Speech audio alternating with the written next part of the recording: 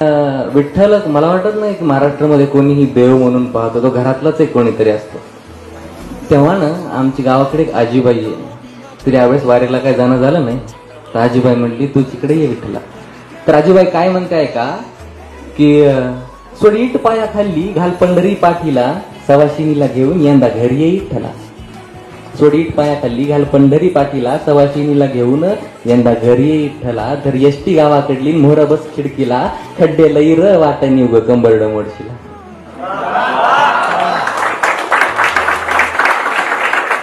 उतरल्या उतरल्या पाठी दिसल गावाची, नाव दिसणार नाही पाठी जुनी हाय कवाची.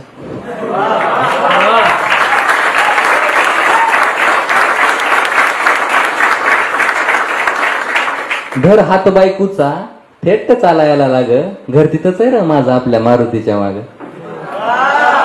आणि विठ्ठल आला तिच्या घरी. आला का रे बाबा, थांब दारातच तिथं, सून पहिल्यांदा आली या नग मोडायला रीत. आणि तू नाव घे ग रुक्मिणी, माझं झालं वळून, कशी लाजती बघा गेले गालाला लावून.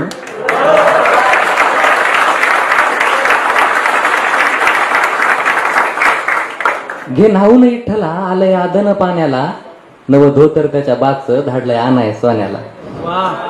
आणि तू चल ग माया बरं, ती रुक्मिणीला म्हणते की तू चल ग माया बरं, लई कामं पडल्या ती उद्या एखादच हाय लाग मळायला वाट. आणि तू बस घाल मांडी जरा खाऊन घे बघ, वारी चुकली आमची झाली तुझी दगदग. निरशा दुधात खाय भाकरी चुरून, आणि पड जरा आता मी आले शेतातून.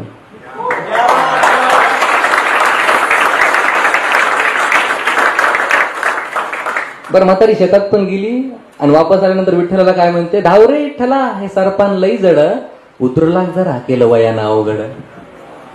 मग कशी आहे पंढरी, आणि तू बरा आहेस ना बाबा, जरा बस मायापाशी आहेस कवापासून उभा.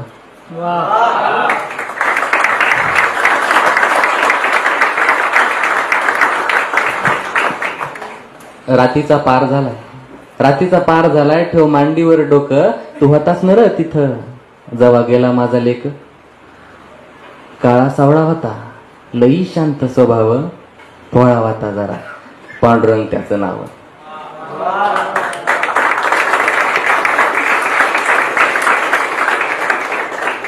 जिंदगी समधी त्याची शेतातच गेली, आणि मेल्यावर माती विषातातच केली.